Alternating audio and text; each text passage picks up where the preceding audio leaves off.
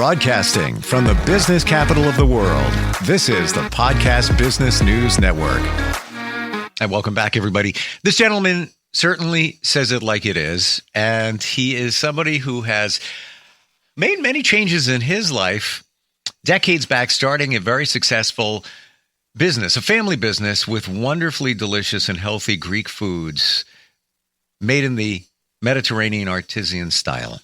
And his company has grown leaps and bounds in the last number of years. And we're going to talk with him today about that journey and what advice he might have for others that are looking to move their lives forward, maybe start a business, some of the things to watch out for. Company's called Tassos. You can find it at tassos.com.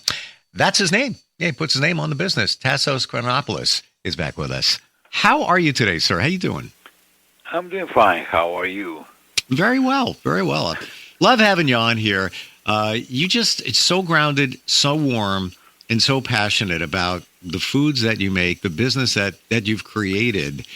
When you were thinking about doing this many, many years ago, did you have any reservations, or were you thinking, my intuition, my gut is telling me this is going to be successful? What were you thinking? Well, that's a difficult question to answer because when I started this business, I knew nothing about the product. I was just fascinated by the history that it had, for centuries, where the product was used basically as medicine to people. It was considered as gold. It has unbelievable medicinal values, and it started in Greece centuries ago, and it was called the olive oil. And obviously, olive oil comes from olives. And it had also become a symbol in the Christian faith. Sure. Of health and goodwill. And this is why you see them during the christening of a child in a Christian church, to put the cross symbol on their forehead with olive oil, and their heart and their arms and their legs. And this was part of Christianity, which started with Christ in his dinners and lunches with the apostles, and also the wine, which is another product that came out of Greece and in ancient times, which we use always when people go in the church to have communion. This was the beginning of my travel after having received my degrees from the university. University in Illinois, and went to work and create other stuff in the construction design and building business. But it was just this olive that I was looking at, which my father, when he came here to see me in Chicago because he was ill to cancer, after he saw what I had done at the time in my lifetime, he asked me what I had done from the country of my birth, even though 3 of my children were in universities going through a master's and medical degree in different universities here around Chicago and Illinois. So I started with a challenge to do one thing: how to make this product available to the American consumer without chemicals, without additives, without anything that can hurt their life, but totally natural. And it was just a challenge. And in fact, there were some of my previous customers where I had built them shopping centers and grocery stores to get into, like the AMP, if you remember. Oh, absolutely. Yeah. Absolutely. Wow. Okay, and Walgreens and all the other people, they thought I had a psychological problem living what I was doing in design and construction to go into selling olives, and they gave me the opportunity to get there. And my first step, it was olive oil. And at the time, in the United States, everyone was purchasing corn oil. And finally, in Chicago, they allowed me to have a little space to put a half a liter jar of olive oil, and people would start buying it. But to go into business, you have to commit to it. And in my book, you have to realize that anything that you produce for the consumer must be safe, must be of the best quality, and it must be affordable for them to purchase it. I don't care if they are rich or poor. If we are going to give the consumer, I'm not talking about dresses now and gold chains and Rolls Royce and stuff like that. I'm talking about food stuff. If we're going to give them food stuff, we have to give them the best there is for them to feed their children, their parents, and themselves. And that's not an easy thing. Well, yeah, I mean, that's the principles that you're all about. But you mentioned the Christian faith. You really took a leap of faith in starting this because, you knew the medicinal and amazing properties of the olive and what the oil can do, and you took a chance rolling the dice. Like, I'm gonna do this. Let's see how it works. When you have the Olympics in Greece, where the Olympian, instead of a gold medal, gets a bottle of olive oil, that you have to give it some value. Sure. Yeah. What did you? So this started? Did this start in Greece, or you started this company with the olive oil when you came to the United States? Not when I came. I came in 1960. I did this only 35 years ago. Wow. Okay. I had to go to college. I have to finish my IIT, Illinois Institute of Technology, Mechanical Aerospace Engineering. I worked a bit for NASA. Then I went into my own design and built buildings, because at the time no one was doing prefabricated buildings. I started them.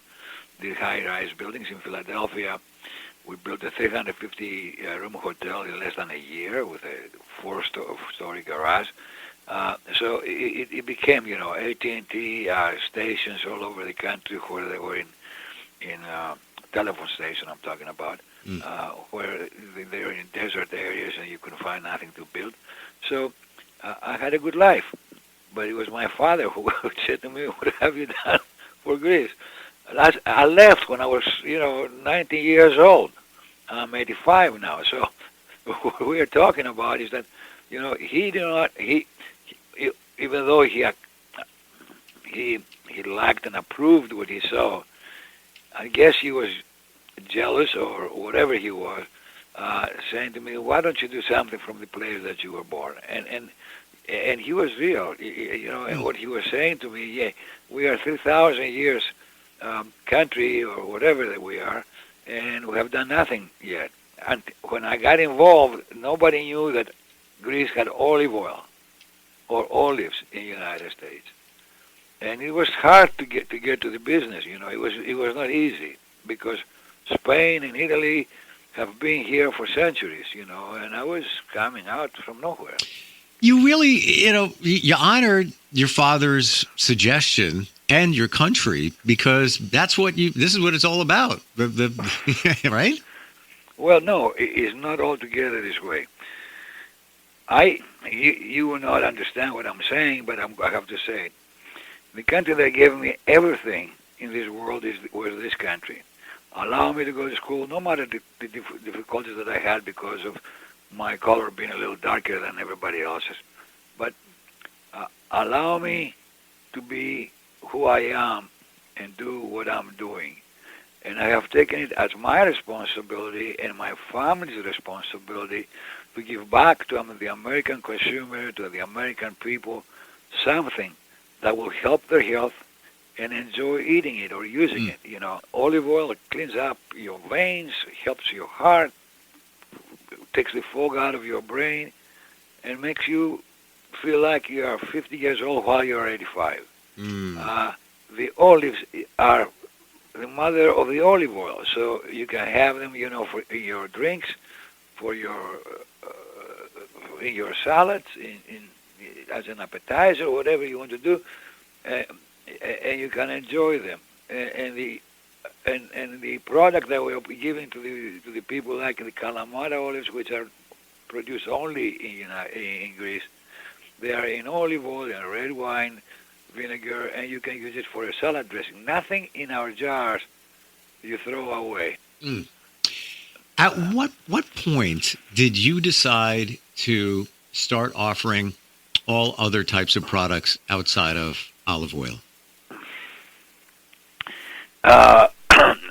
When I realized that some of the land was empty, and we can create agricultural products there again without spraying them with chemicals or additives, and that's where the red pepper started, and then we joined that with the goats, because the goats the only thing that they eat is green grass and not corn and all the other stuff that the cows and all the other animals eat, and create more natural, well-tasted products. The cherry pepper, the Papandoro pepper, which has taken my name because Papandoro, Papa's is father, Doro means gift. The gift of the father it sounds like an Italian name. It does. It really does. Yeah. but that's what it is. It's Papandoro. This is a new pepper that we have put together, and we'll have it every springtime, summertime. Anyway, it was looking at the land and saying, why this land can make money for you. So you get the farmer to farm for you. You pay him, during the time that he spends in the farm. You control him not to put chemicals on the soil. So let the soil be the soil and not put all kinds of stuff at the top of it to make the plant stronger and produce more. And so you create an environment where everyone is on the same game and no one is trying to cheat each other. Did you have any concerns when you were starting this company, going way back? And would you have done anything different? Oh, I would have done a lot of things different if I knew what I know now. Tell us. But you know what? The thing is this: you have to believe in what you plan to do. You have to realize that nothing comes easy. You have to understand that you have to work sometimes 7 days a week, 10, 11, 12 hours a day, because when you have an 8-hour difference in time between here and Europe, you have to be available when they are available. And that's an 8-hour difference between here and anything from England to whatever, to Turkey. So what I'm saying is that nothing happens easy. But the more you get involved with your work, and you concentrate in it, and you're looking for the result, and then you start asking the people that maybe had more experience on it than you have to give you advice, and you listen to them, and you take their advice, you study it, you adjust it, and then you move forward. I didn't know. I was not a carpenter, and I was not a steel erector, but I learned from my carpenters, and I learned from my steel erectors what was the best thing to do. And that's where I went from building buildings on the ground to building them in a factory. You learn from everybody that has an experience, and you cannot say to yourself, I know everything, and everyone is going to do whatever I'm asking them to do, and nothing else. You have to listen and learn and evaluate, and then not give up, because no one that I know on this planet is perfect. Yeah. So why will I be perfect? Why will I not ask myself, hey, is 2 plus 2 equal to 4 or 5 or 3, okay? And if you know it's 4, it's always 4. You cannot change it if it's 4. So, we have to start, not imagining things, but if we imagine something, put it down and analyze it and say, oh, then maybe if I would change this, that, and the other, it can work. But you cannot take everybody's BS and make it reality. It does not work. You're a realist. That's what it sounds like. Some people dream, and we have dreams. There's nothing wrong with that. But you looked at the olive. You knew that it had these certain properties, and you wanted people to have it, enjoy it. You blazed a trail. But this was also a dream, because Noah has pasteurized olives at the time. Noah has pitted olives at the time.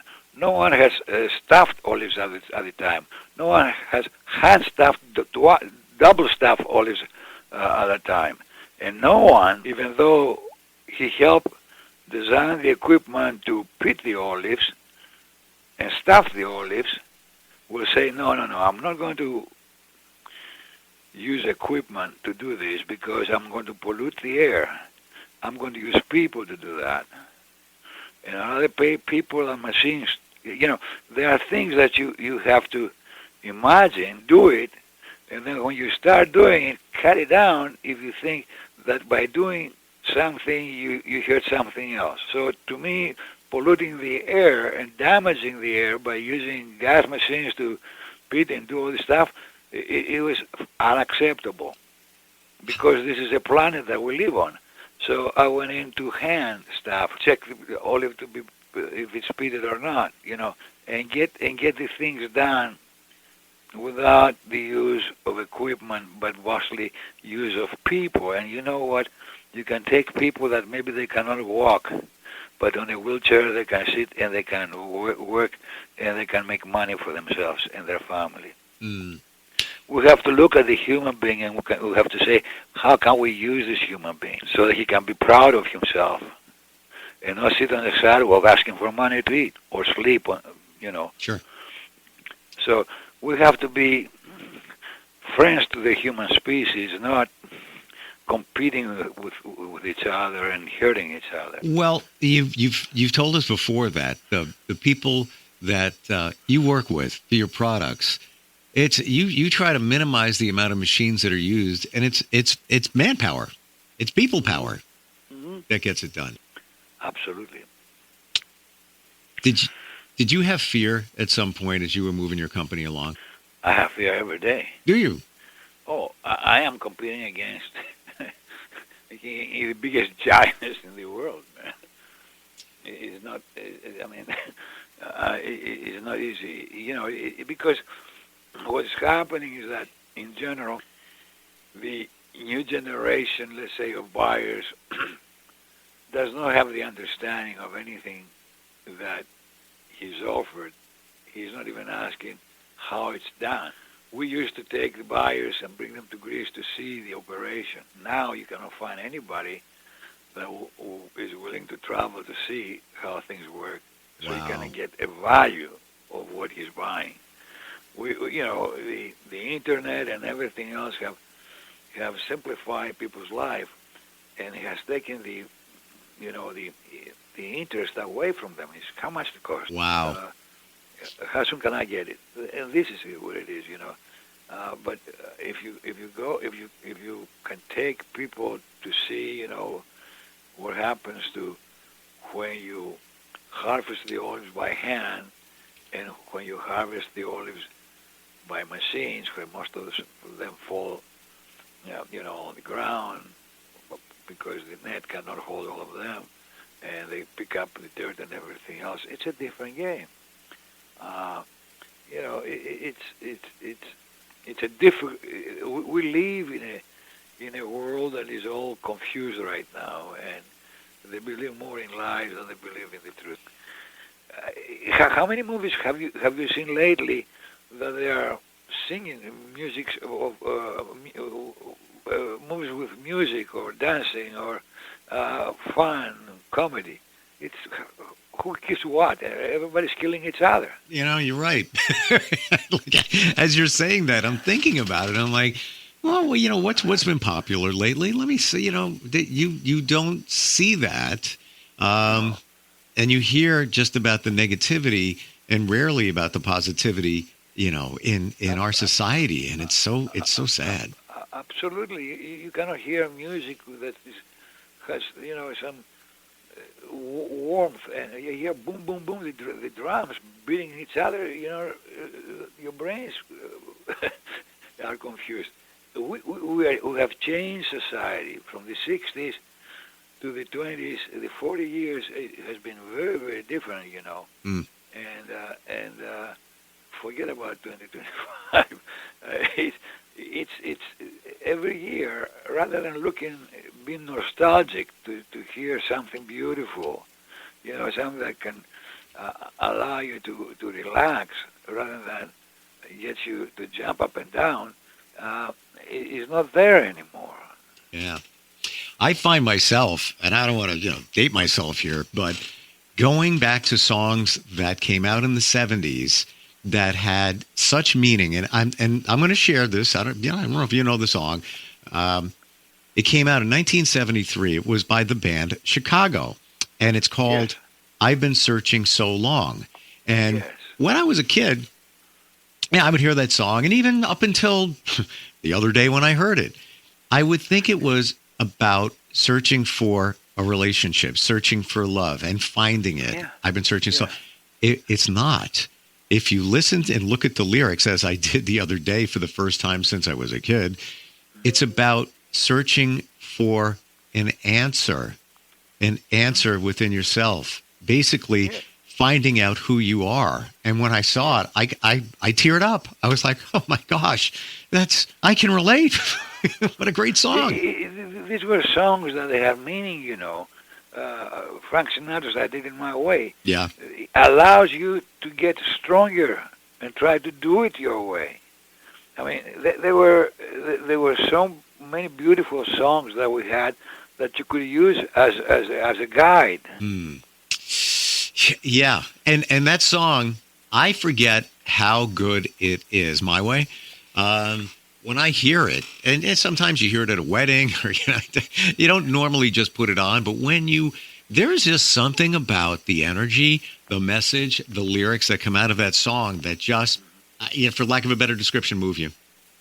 Yeah, yes, it makes a difference. It makes a difference. You know what it is? Yeah, it's not throwaway music where it's stood the test of decades and decades. Right. Where nowadays, it's not really that. You hear a song, you might like it for a moment. It's like, you're not going to be listening to a song from today in 30, 40 years from now. I seriously doubt it.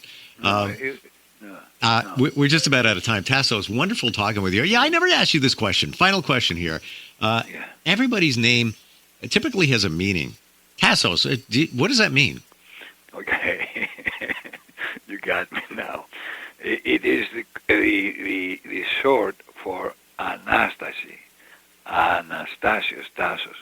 Anastasi is resurrection. Oh, wow. But instead of saying Anastasios, Tassos, it's cut in Tassos, so that you have so many letters. But this is what the name is all about. Wow. It's celebrated in Easter. Wow. Thank you so much for today and your insight and your energy. You're truly a beautiful person, and appreciate you being on with us. Thank you so much for your kind words. I'm trying to be, but I do not think that I am. I speak from the heart. I do. Everybody, check out the website. Products available everywhere. So many stores. You know them all. Tassos, TASSOS.com. And we'll talk soon. Okay. Thank you. Thank you.